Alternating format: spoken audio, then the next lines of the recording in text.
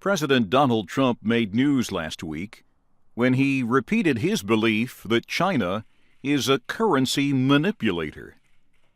His comments came weeks after many observers felt that United States and Chinese officials had decided to delay action on the issue.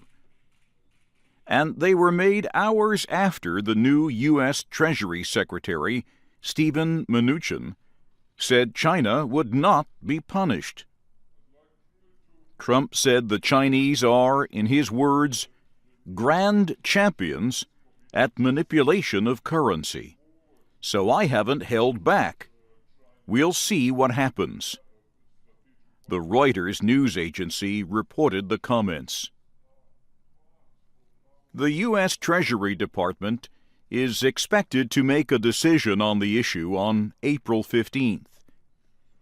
But Mnuchin may be forced to provide details of the Trump administration's plans when finance ministers meet in Germany later this month. The meeting is for representatives of the Group of 20, or G20, major economies. Many economists believe China's money, the yuan, is not being devalued on purpose, as it has been in recent years. Last year, the International Monetary Fund said the value of the yuan was at the right level for an economy the size of China's. In other words, the Chinese government was not taking steps to force down the yuan's value. Kaushik Basu is a former chief economist at the World Bank. He now teaches at Cornell University in New York State. Basu told VOA, "There is no evidence of currency manipulation by China in recent times, beyond the occasional buying and selling of foreign exchange to stabilize volatilities, which all countries, rich and poor, do. I hope the U.S. does not name China a currency manipulator, which would not be right, and would also unleash destabilizing forces in foreign exchange markets the world over."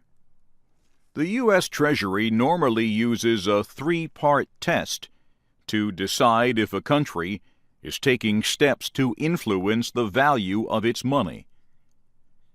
Scott Kennedy directs the project on Chinese business and political economy at the Center for Strategic and International Studies in Washington, D.C. He said that if the Treasury Department uses the test, it will not find that China is a currency manipulator, because China meets only one of the three parts. But Kennedy thinks the administration could decide not to use the test. In his words, the ultimate decision will turn on broader U.S. policy toward China, which is still being decided. China announced last Friday it was removing Gao Hucheng as Minister for Commerce. The move came after Trump repeated his threat of declaring China a currency manipulator. China watchers are not sure if President Xi Jinping decided to replace Gao as part of the government's effort to deal with economic disputes with the United States.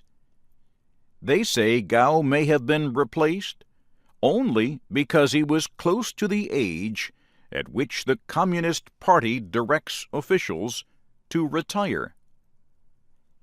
Kennedy says the decision suggests the Commerce Minister has reached retirement age, and Xi is starting to consider the composition of the cabinet for his second term. Zhong Shan, the new Commerce Minister, may or may not stay on. The American Chamber of Commerce in China said 25% of American companies in China have moved their operations out of the country or are planning to do so. Kennedy said this is a result of worsening investment conditions in China and stronger controls on money. Jacob Kierkegaard is an economist at the Peterson Institute of International Affairs.